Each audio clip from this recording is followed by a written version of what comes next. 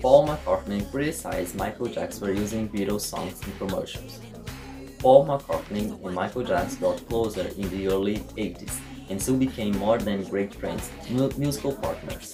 The bassist acted in an almost partner way with the King of Pop, knowing well what he suffered with fame.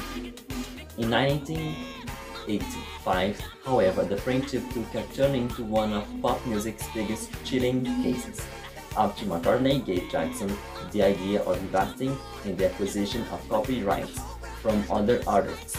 Jackson decided to buy the Beatles, which McCartney so wanted to recover. The friendship died there. According to the bassist, however, the purchase itself was not what bothered him the most.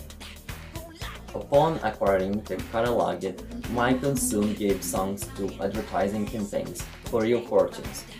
The biggest example was their use of Revolution in night commercial in the 1980s. In 1989 interview available on YouTube, the former Beatle said that it violated a decision by the band, whose consensus was that it would financially exploit its fans. In our case, the issue was that we never made commercials, and hey, we got great offers from a certain soda company, but we thought, no, that would spoil the thing, and ends up taking advantage of people who like the Beatles.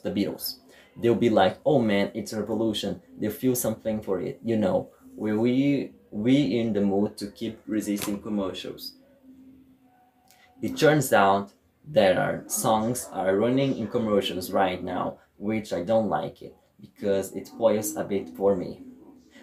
Beatles of pioneer John Lennon formed the Curryman in 1956, the year Elvis Presley's debut album was released, considered the 0 point of rock. Paul McCartney joined in 1980s, George Harrison in 1959. After changing names several times in 1960, the band adopted the definitive one, the Beatles. Then, unprecedented rise, they conquered Liverpool in 62, England in 63, and the United States and the world in 64, the year of the Beatlemania. After being introduced to marijuana by none other than Bob Dylan in the middle of the decade, the quartet took a turn in their career, moving away from pop songs and seeking to do something more mature. By abandoning live shows in 1966, which increasingly chaotic, even put the lives of its members at risk, the Beatles were able to dedicate themselves fully to the recordings. With albums like Revolver 1966 and Pepper's Lonely Hearts Club Band 1967, they reached their creative peak by using exotic instruments, sonic experimentation, and innovative recording techniques. It is no coincidence that Peppers is among the best-selling albums of all the time. With the White Album 1968, on the other hand, they already showed signs of growing in different directions, losing unity and cohesion.